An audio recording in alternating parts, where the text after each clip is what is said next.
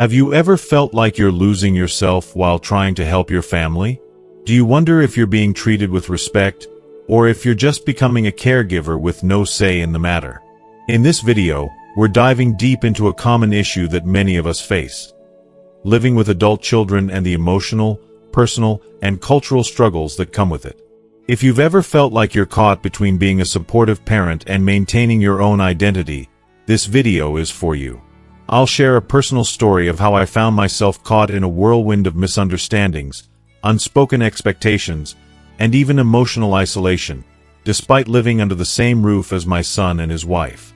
You'll learn about the delicate balance between respecting your children's space and ensuring your well-being. But that's not all. Throughout this video, I'll give you valuable insights into how you can navigate these tricky family dynamics without losing your sense of self. We'll explore practical ways to maintain your boundaries, earn respect, and most importantly, how ensure that your own needs are not overlooked as you get older. If you've ever felt like you're giving too much and not getting enough, stick around till the end. You'll discover how to avoid becoming an unpaid servant to your family, how to protect your personal space, and most importantly, how to create a balanced and harmonious living situation that works for everyone. Let's dive in. If you are not subscribed, I recommend subscribing and activating the notification bell so you don't miss any videos. Your support means a lot to me, and if you enjoyed this video, you can help me continue spreading the valuable lessons by liking and sharing it. If you like the topic of this video, please comment 1. If you don't, please comment 0 to let me know how I can improve and make better videos for you. Now, let's begin. It is often said that parents should avoid living with their grown children, or if they must, they should refrain from interfering in their private lives. This wisdom is not born from selfishness, but from love, a love that knows when to let go. I have only one child, my son Hung. When he graduated and worked for 2 years, he found a girlfriend. While I was strict about his studies, I chose to be relaxed about his relationships. I always believed that my role was to guide him through his youth, but once he became a man, his wife would be the one to walk beside him through life. When Hung brought Van, his girlfriend, home for the first time, I did not object to her. She was undeniably beautiful, well-spoken, and came from a wealthy family, but she also carried the air of someone who had been overly pampered. Her demeanor was a little diva-like, and I could sense that she wasn't well-versed in household management. Yet, I said nothing. Why would I? It wasn't my life to live. Hung loved her, and he knew her strengths and weaknesses better than anyone. If there were hurdles in their journey together, he would navigate them.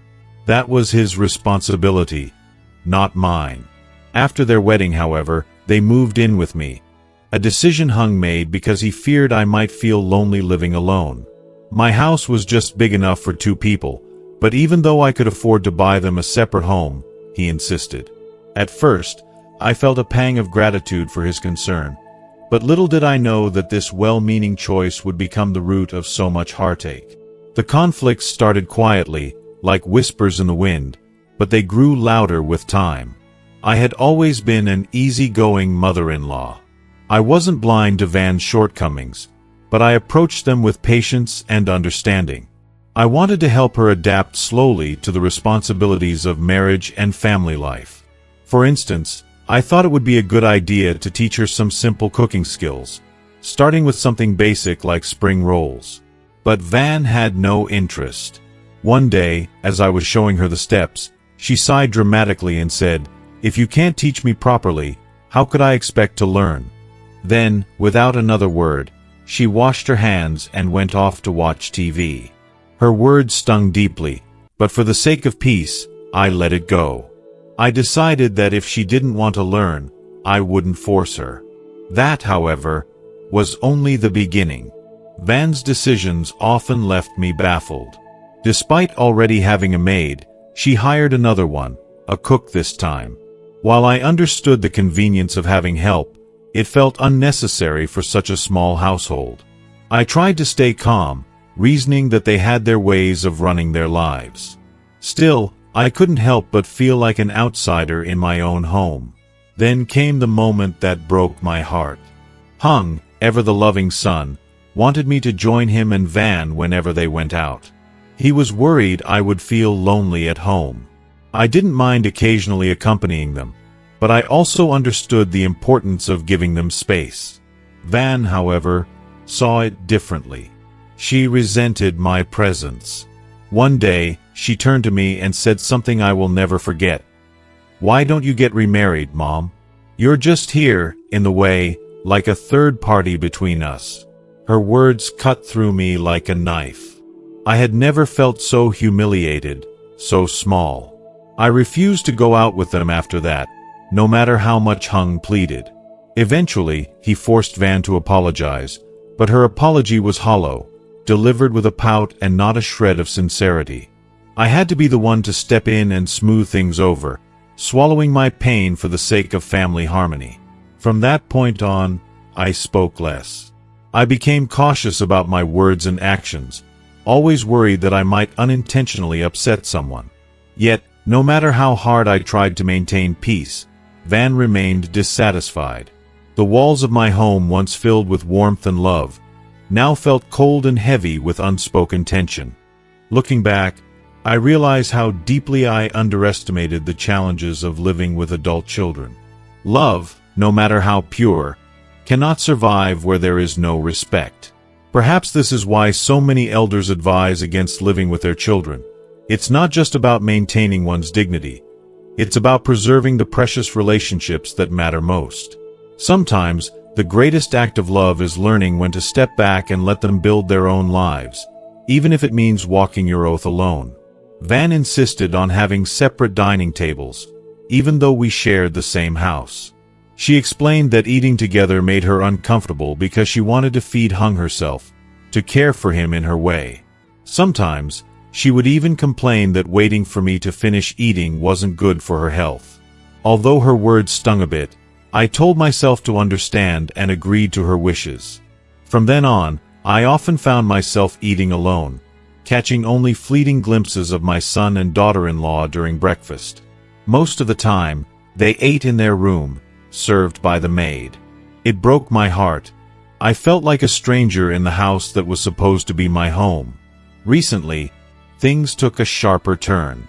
Van began trying to set me up with someone, suggesting I remarry so I could leave and give them the space they wanted.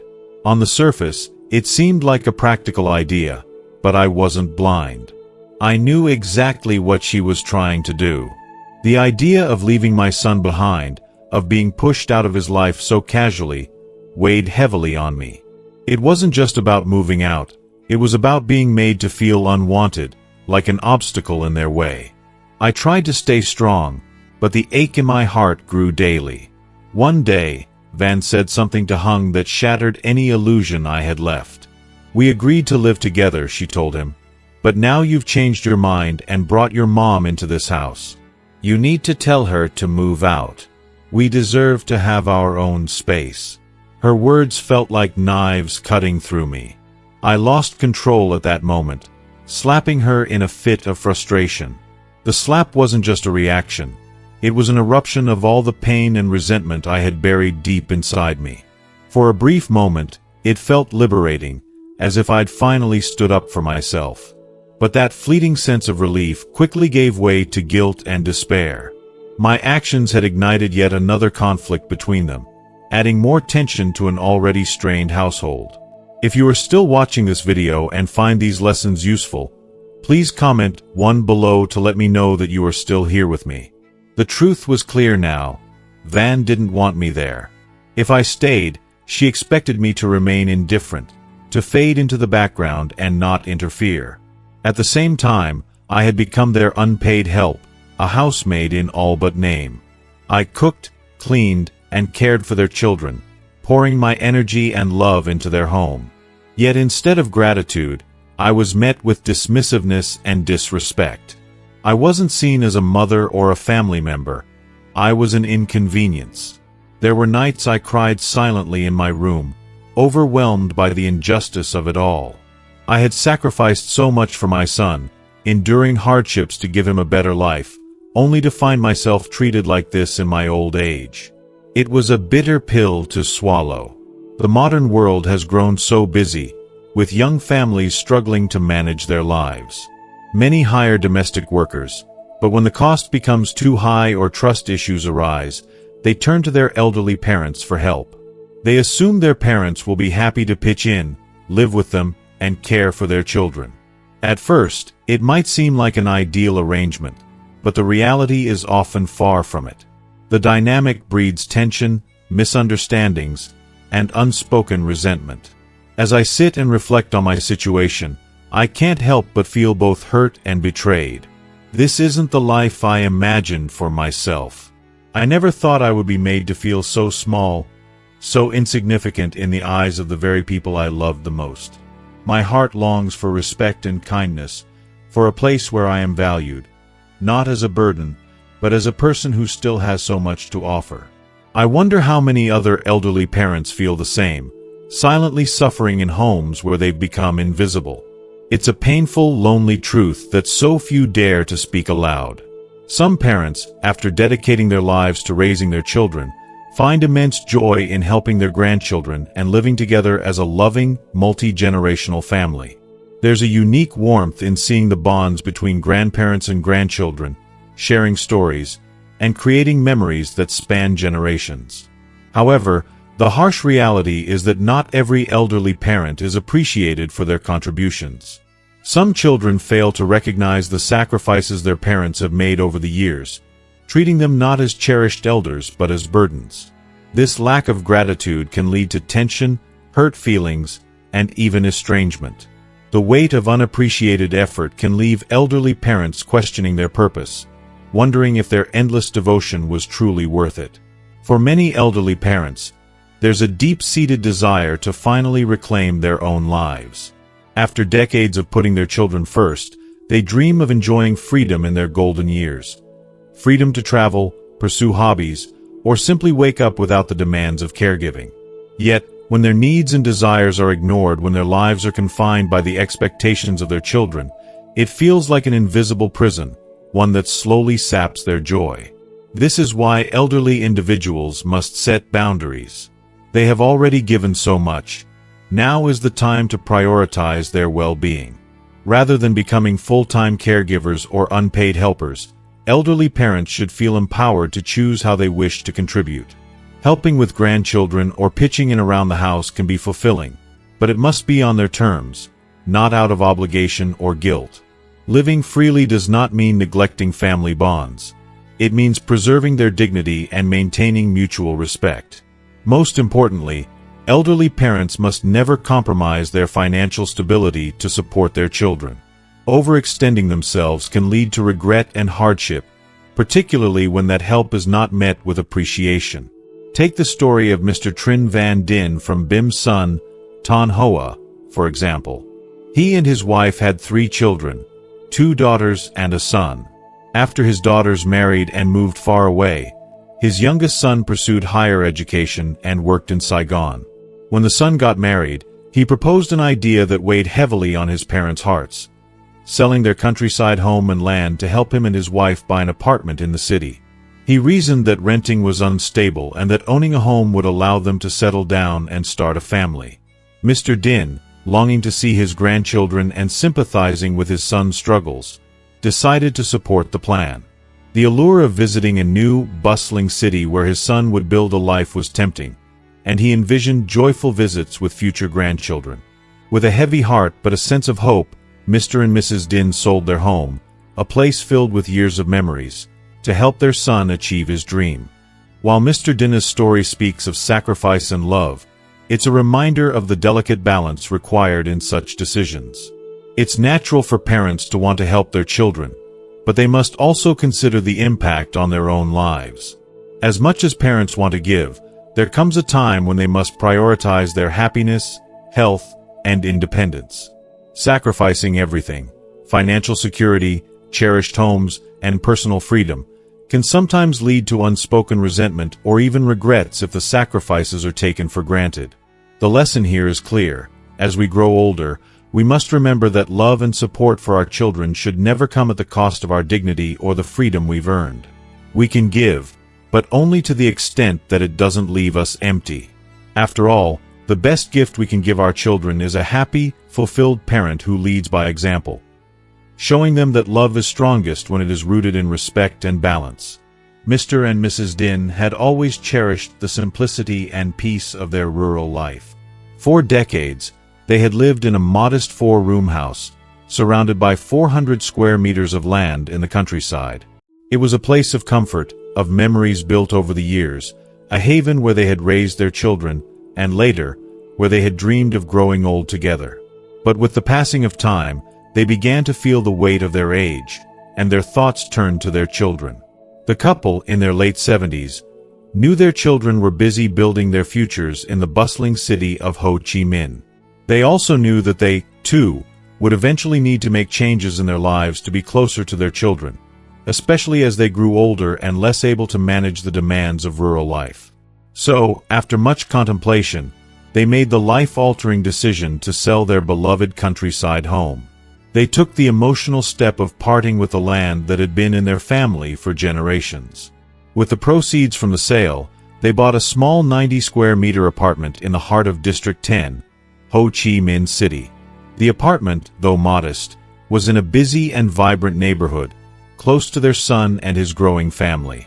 The couple transferred the title deed of the apartment to their son's name, believing that this gesture would ensure they could live comfortably near him as they entered their golden years. The move itself was bittersweet.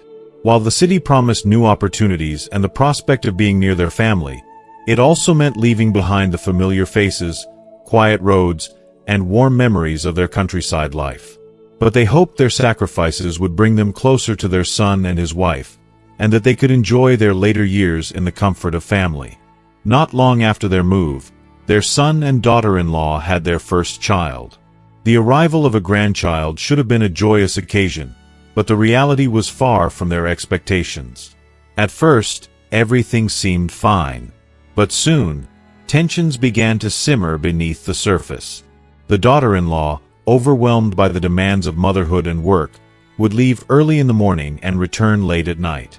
The elderly couple, already in their 70s and not as spry as they used to be, found themselves with the responsibility of taking care of the infant. It wasn't just the daily tasks of feeding, bathing, and changing the child. It was the constant attention, the emotional and physical energy required to care for a newborn. The couple, who had once been active and independent, were now struggling to keep up with the needs of a young child. Their health began to suffer, and their energy was drained by the relentless demands. Meanwhile, their son, who had always been close to them, became increasingly distant. The city life, with its fast pace and constant pressures, seemed to weigh heavily on him. He began to drink more often, finding solace in alcohol rather than in the company of his parents. He would come home late, if at all, and meals became a rare occasion when the family would sit down together. The sense of togetherness that had once defined their family began to fade, replaced by silence, tension, and unmet expectations. The more Mr. and Mrs. Din tried to connect with their son, the more he withdrew. At times, he would go for an entire month without even acknowledging their presence. The emotional gulf between them grew wider, and their once strong relationship with him now felt strained, distant, and filled with unspoken pain. For Mr. and Mrs. Din, the situation became unbearable. They were torn between two worlds. Returning to the countryside was no longer an option. They had sold their home and moved to the city with the belief that they would be cared for by their children. But staying in the city, in their son's apartment, felt like a constant reminder of their unfulfilled hopes and shattered expectations. They were living in a space that was no longer their own, feeling like strangers in their own home. Every day, they struggled with the shame of relying on their son, who seemed to have no time for them. They had sacrificed everything to ensure his future, and now they felt they had nothing left. No home to return to, no place where they truly belonged. Their emotional pain was compounded by their isolation. In the countryside, they had known everyone: neighbors, friends, and distant relatives. But in the city, they were alone. They had no friends, no community to lean on. The loneliness became suffocating. They missed the familiarity of the countryside, the warmth of close-knit relationships, and the comfort of knowing their place in the world. They longed to confide in their daughters, who had always warned them against selling their land.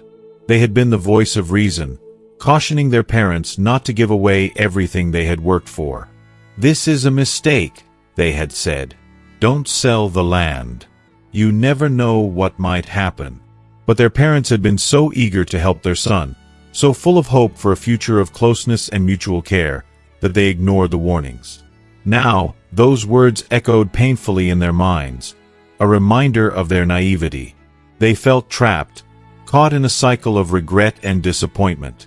Mr. Din confided in a rare moment of vulnerability, "I sold the land. I used all my savings to buy this apartment for my children, so they would have a place to call their own, and they wouldn't struggle like we did. But now, I wonder if I made the right decision." His words carried the weight of a lifetime of hard work, sacrifice, and love. Mrs. Tan, from Ninh Ben, shared a similar story, one that resonated deeply with them. 10 years ago, she and her husband had used every last bit of their savings to buy an apartment in My Din for their children, thinking it would give them a better life in the capital. They, too, believed that this sacrifice would strengthen their family bonds. But like Mr. and Mrs. Din, they found themselves caught in a web of family conflict once their children married and started their households. The situation became even more complicated when their children, now married, no longer wanted to live together under one roof. The daughters-in-law, unwilling to leave, demanded that the elderly couple buy another apartment so that one of the couples could move into it. Mrs. Tan was devastated by this request. "My husband and I are just teachers and soldiers," she said, her voice filled with a mixture of frustration and sadness. "We live on small pensions, just enough to cover our daily needs. We've already spent all our savings to help our children. Where are we supposed to find the money to buy another house?" This story, one of sacrifice, disappointment, and growing bitterness, is far too common among the elderly who spend their lives giving everything for the sake of their children, only to find themselves abandoned, forgotten, and left to navigate a world they no longer understand. For Mr. and Mrs. Din, the question of whether they had made the right choice weighs heavily on their hearts. The apartment they thought would bring them comfort has instead become a constant reminder of their failed hopes. They are left with nothing but the quiet ache of isolation, the painful awareness that they are living off their children in a city where they no longer feel at home. The love they gave so freely, and the sacrifices they made, now seem like distant memories, swallowed by the cold, indifferent reality of urban life.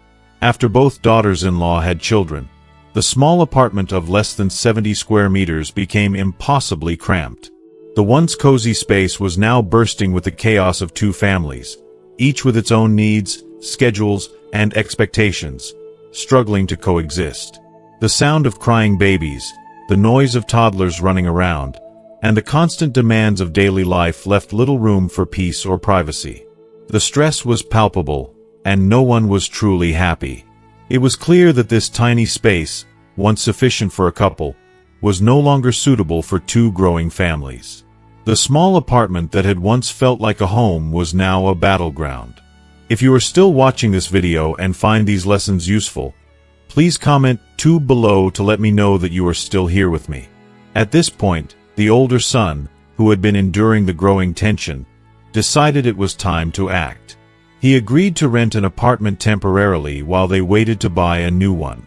It was a relief for everyone to have some breathing space, but there were still financial difficulties to address. The younger son, who had already been given an apartment by his parents, also had his financial burdens. In a bid to help ease the strain, Mr. and Mrs. Tan, the parents, agreed to sell part of their ancestral land to support their sons. They decided to give the older son 500 million VND to help him secure the new apartment, and the younger son would contribute 300 million VND to maintain the apartment that had been handed down to them. However, this decision did not come easily. The ancestral land was more than just a piece of property to Mr. and Mrs. Tan. It was a legacy, a symbol of their hard work and sacrifices over the years. The land had been passed down through generations, and for them, selling it felt like they were letting go of a part of their identity, a part of their past. They had built everything they had from the ground up, and to sell that land meant severing ties with their roots. It wasn't just financial, it was emotional. Mrs. Ton found herself in a constant state of inner turmoil, torn between her love and duty to her children and the painful reality of what selling their land would mean for their future. In the evenings, Mrs. Ton would sit quietly, staring out at the land, thinking about the choices they had made and the price they were paying. She would look at the fields where her husband had toiled for years, imagining that the land would soon be in someone else's hands. It was a grief she couldn't fully articulate, a sense of loss that gnawed at her heart. Yet, despite all of this, she knew that their children were struggling. The pressure of raising young families, the mounting bills, and the endless responsibilities had taken its toll on both of their sons. How could they not help? How could they stand by and watch their children suffer, knowing that they could do something to ease their burdens? "We can't just sit here and do nothing," Mr. Ton would say, his voice heavy with concern for his sons' futures. "But what will we have left for ourselves?" The question hung in the air, unanswered. They both knew that once the land was sold, there would be no going back. Mrs. Ton's thoughts often turned to other parents in their community, parents who had made similar sacrifices. She had seen it many times before, parents in rural areas selling their homes or their land to give their children a better life in the city. It was a deeply ingrained cultural value. In many ways, parents were expected to do this, to give everything they had to ensure their children's success. And often, the children worked hard to make their parents proud. They honored their parents' sacrifices, repaid them with respect, and carried the weight of their legacy with pride. But in recent years, Mrs. Ton had noticed a troubling trend. More and more, children who had received such support seemed to forget what it had cost their parents. They bought larger homes, took extravagant vacations, and lived lifestyles that their parents could never have imagined. They enjoyed the fruits of their parents' labor without ever stopping to think about the sacrifices that had been made on their behalf. Mrs. Ton could feel the weight of this disconnect. She had seen it in the eyes of other elderly parents who had given everything for their children, only to be left behind when their children's lives had improved. These parents had given up their homes, their land, and their dignity, hoping for gratitude, only to be cast aside as their children became too busy or too preoccupied with their own lives to remember the past. It was a painful realization for Mrs. Ton, who had worked so hard to raise her children with love and care. It felt as though, once their children had what they needed, they began to take it all for granted. There was a deep, unspoken grief in watching your children thrive, but knowing that the very things that helped them succeed, your sacrifices, were soon forgotten. The fear gnawed at Mrs. Ton's heart. What if the sacrifices they were making today led to nothing? What if their children failed, or worse, squandered everything they had worked so hard for? She had heard stories of parents who had given up everything, only to find themselves in their later years with no place to live, no land to call their own. Many of these parents, after selling their homes or land for their children, ended up destitute, relying on the mercy of others. There were even cases where children, after receiving their parents' money, failed in business or got into debt, leaving the elderly parents with nothing but regret. These were the harsh realities that kept Mrs. Ton awake at night. Could she take that risk? Could she sell the land, which was their last link to their past, for the uncertain future of their children? And yet, there was another dilemma that weighed heavily on her mind: the issue of overindulging grandchildren. Mrs. Ha, an elderly friend who lived nearby, often shared her concerns about her 3-year-old grandson, who was spoiled and unruly. Mrs. Ha and her husband both worked long hours in a factory, leaving the responsibility of caring for the child to her. But in her desire to spoil him, to give him what his parents couldn't, Mrs. Ha had allowed him to become difficult and disobedient. "He refuses to listen to anyone," she lamented, her voice tinged with exhaustion. "Not even me. And I can't do anything about it." The boy had become so spoiled that he threw tantrums and demanded attention at all times, no matter who was around. The problem was growing, and Mrs. Ha felt helpless. She had tried to give him the love and attention she thought he needed, but in the process, she had unintentionally made him worse. It was a painful realization for her. She had wanted to be a good grandmother, to shower him with love and care, but in doing so, she had compromised his future and her peace of mind. This, too, was something Mrs. Ton had been reflecting on. The line between love and overindulgence was a fine one, and it was easy to cross without realizing it. In trying to give their children and grandchildren everything, they often ended up giving too much, only to find that it created more problems than it solved. For Mr. and Mrs. Ton, these experiences had become a turning point. They realized that while they would always love their children and grandchildren, they could no longer sacrifice their future for the sake of others. After much thought, they decided to strike a balance. They would help their children, but they would also set boundaries, making sure they kept enough for themselves. They would not let their love blind them to the importance of their well-being. They needed to protect their future, to make sure that in their later years, they could still stand strong on their own. This lesson wasn't just about money or land. It was about love, boundaries, and the complex relationship between parents, children, and grandchildren. Sacrificing everything was not the answer. True love meant not just giving, but teaching, guiding, and preserving dignity, both for themselves and for those they loved. And as they looked toward their future, Mr. and Mrs. Ton knew that they had finally found the balance they had been searching for. Since the child was barely 9 months old, he's been sleeping with his grandmother, forging a bond that is stronger than anything most would expect between a grandparent and grandchild.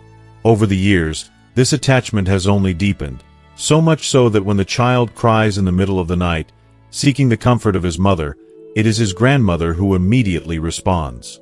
If the child wants to be fed, she allows him to breastfeed as if she were the child's biological mother herself. For 3 long years, this routine has continued, and it's become increasingly difficult for Mrs. Ha to break the cycle. What started as an innocent gesture of love has evolved into a situation where the child has become emotionally dependent on the grandmother, refusing to be comforted by anyone else, especially his mother. The situation has now reached a critical point. The child, now 3 years old, is not a baby anymore. He's becoming more independent, curious, and most importantly, intelligent. He's beginning to understand things beyond his immediate environment.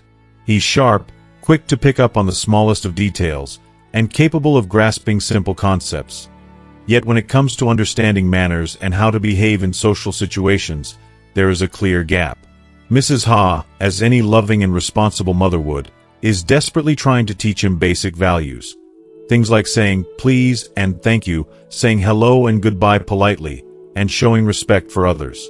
But whenever she tries to reinforce these lessons, her efforts are undermined by the grandmother. Every time Mrs. Ha insists that the child should behave better, the grandmother shrugs it off with a familiar line. He's just a child, let him be. The grandmother's indulgence is a dangerous force in the child's life. She's unable or unwilling to recognize that this overprotection, this constant indulgence, is slowly spoiling him. And spoil him, she has. The child, at times, seems out of control in the presence of guests or even family. His behavior, which should be part of his development, is not being corrected. He plays with his food, leaves a mess everywhere, and acts in ways that show no respect for anyone around him.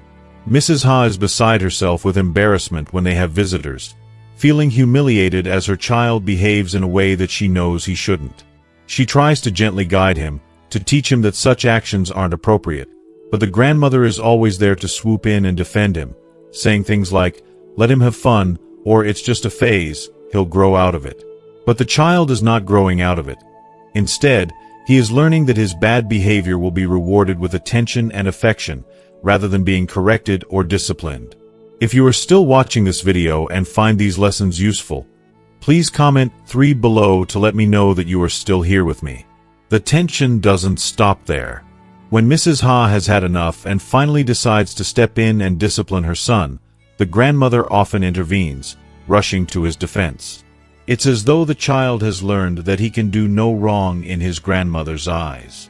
There have been moments when, in his defiance, He's even struck his mother, hitting her out of frustration or simply because he feels untouchable, and the grandmother, instead of supporting the mother's authority, comforts him, reinforcing the idea that misbehavior will not lead to consequences. This dynamic has created a deep rift between mother and child, as Mrs. Ha feels both helpless and heartbroken.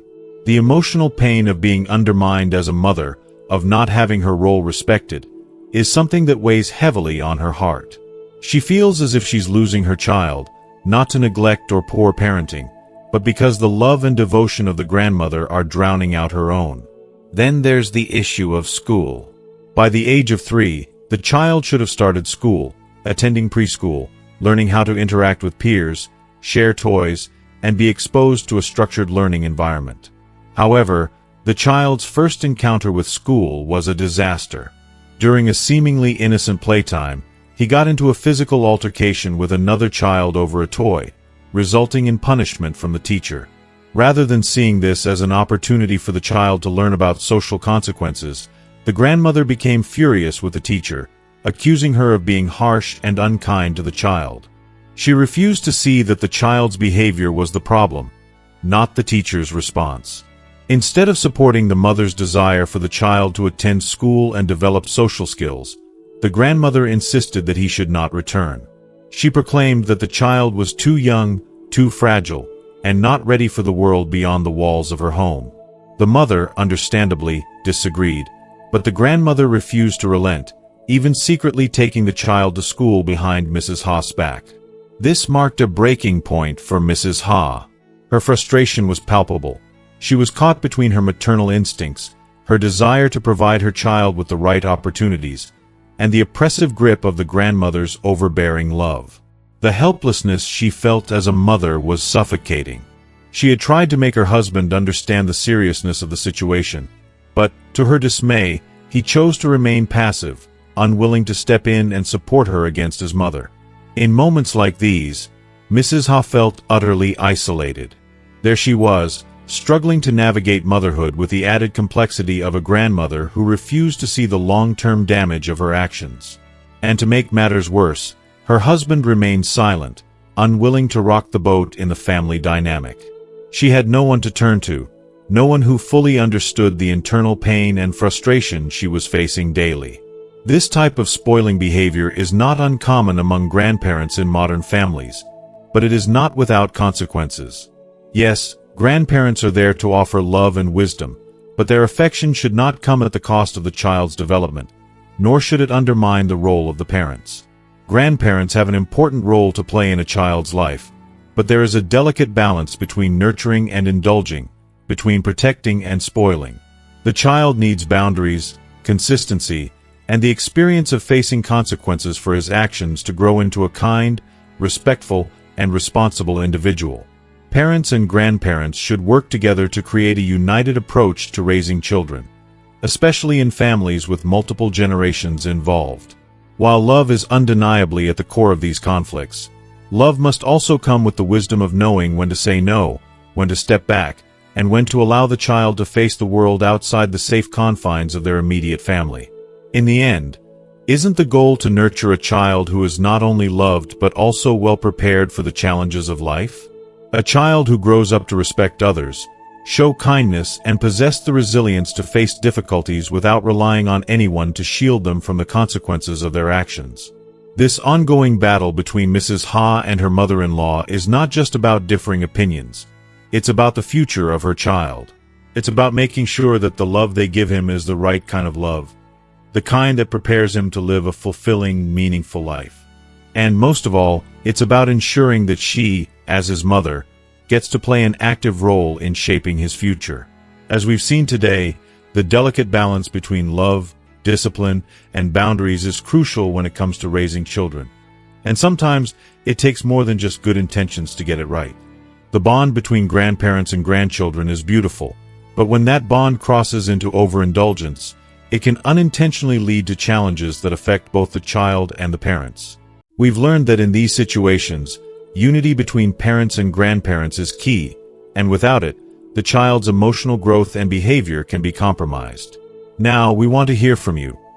What's one important lesson you've learned from this story that you can bring into your own life or parenting? How can we all create a healthier, more balanced approach to raising children in multi-generational families? Let us know in the comments below. We'd love to hear your thoughts.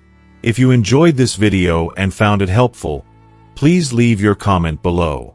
Don't forget to like, share, and subscribe to our channel for more insightful content on parenting, family dynamics, and personal growth. Your support means the world to us.